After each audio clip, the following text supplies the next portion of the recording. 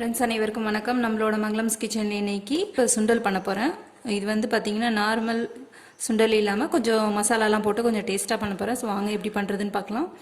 இப்போ கருப்பு கொண்டக்கல்லையை வந்து நைட் ஃபுல்லாக நான் ஊற வச்சிட்டேன். இப்போ காலையில் தான் நான் பண்ண போகிறேன். நைட் ஃபுல்லாக ஊற வச்சுருங்க. இப்போ வந்து இந்த ஊற வச்ச தண்ணியோடு சேர்த்து வேக வச்சிடலாம். இப்போ ஹோல் நைட் ஊற வச்சிட்டோம்னா நம்ம வந்து 3 விசில் வச்சா போதும். ஸோ உங்களுக்கு கம்மியாக நீங்கள் ஊற வச்சிங்கன்னா ஒரு 5 விசில் வச்சா தான் நல்லா வேகும்.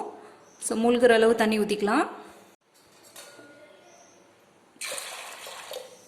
தேவையான அளவு தண்ணி ஊற்றிட்டு உப்பு தேவையான அளவு போட்டுக்கோங்க.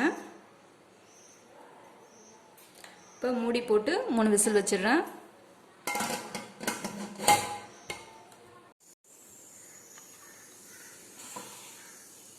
இப்போது குக்கரில் வந்து கொண்டக்கடலை வேக வச்சாச்சு.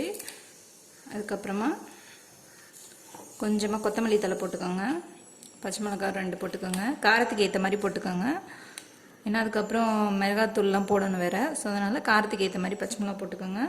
அதுக்கப்புறம் பூண்டு ஒரு 5 பல். இஞ்சி இது வந்து 1/4 கிலோ சென்னா எடுத்திருக்கேன். அதுக்கு தேவையான அளவு. கொஞ்சமாக இஞ்சி பூண்டு எல்லாத்தையும் போட்டிருக்கேன். இது வந்து ரொம்ப நேவாக அரைக்காமல் கொரகொரப்பாக 2 சுற்று விட்டிங்கன்னா கொரகொரன்னு ஆகிடும். அதுமாரி அரைச்சிட்டு வந்துடலாம். இது கூட புதினா இலை இருந்ததுன்னா நீங்கள் அதுவும் கொஞ்சம் சேர்த்தே ஒரு சுற்று விட்டுருங்க. இப்போ கடலை வந்து பார்த்திங்கன்னா நல்லா வெந்துருச்சு. கொண்டக்கடலை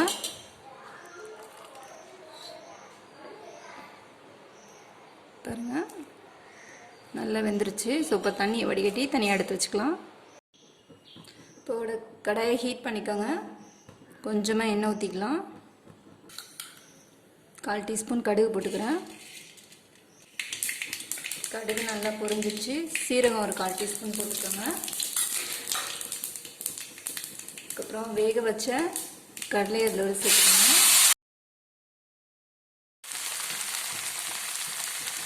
மஞ்சள்தூள் 1/4 டீஸ்பூன் சேர்த்துக்கிறேன். மிளகாத்தூள் காரத்துக்கு ஏற்ற மாதிரி போட்டுக்கோங்க. கரம் மசாலா 1/4 டீஸ்பூன்.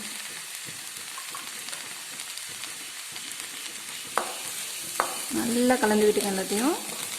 ஏற்கனவே கொண்டக்கடலைக்கு உப்பு போட்டிருக்கோம். ஸோ இப்போ தேவையான அளவு உப்பு டேஸ்ட்டு பார்த்துட்டு போட்டுக்கோங்க.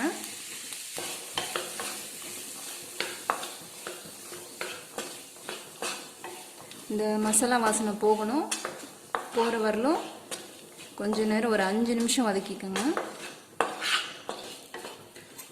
இதில் வந்து நம்ம மல்லி புதினா இஞ்சி பூண்டெல்லாம் கொரன்னு அடித்தோம் இல்லையா, அதை வந்து இது கூட சேர்த்துக்கோங்க. இது வந்து நல்ல டேஸ்ட்டாக இருக்கும்.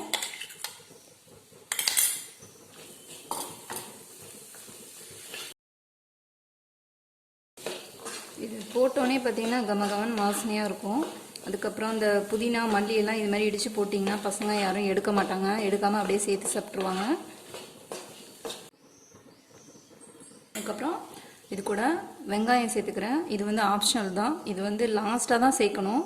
அப்போ தான் உங்களுக்கு கிறிஸ்பியாக இருக்கும். இது கூட டேஸ்ட்டுக்கு ஒரு தக்காளி விதையெல்லாம் எடுத்துகிட்டு போட்டிருக்கேன். இது ஒரு சாட் மாதிரி இருக்கும். சூப்பராக இருக்கும். ட்ரை பண்ணி பாருங்கள்.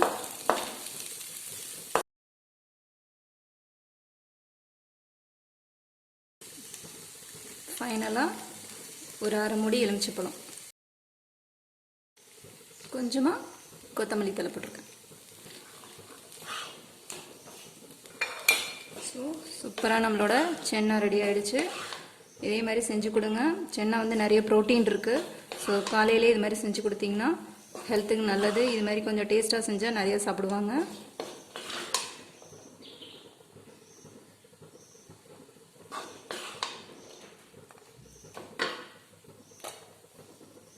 உங்களுக்கு இந்த வீடியோ பிடிச்சிருந்துச்சுன்னா மறக்காமல் லைக் பண்ணுங்கள் ஃப்ரெண்ட்ஸ்.